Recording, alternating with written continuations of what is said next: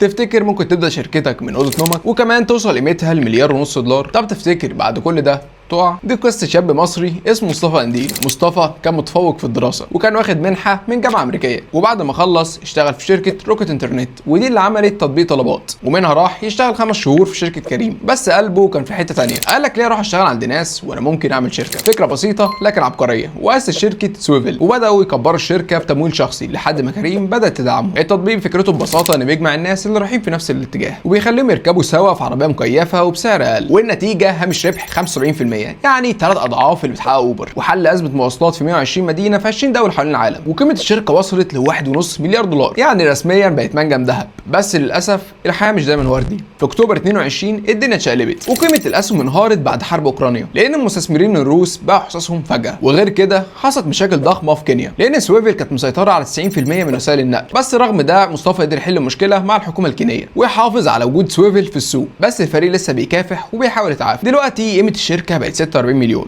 وده فرق كبير. عشان كده لما تحس ان الدنيا قفلت معاك افتكر ان في شاب مصري زينا قدر يغير العالم بفكرة. وما تنساش تعمل لايك وفولو. انا عمر درش، وده العالم من وجهة نظري.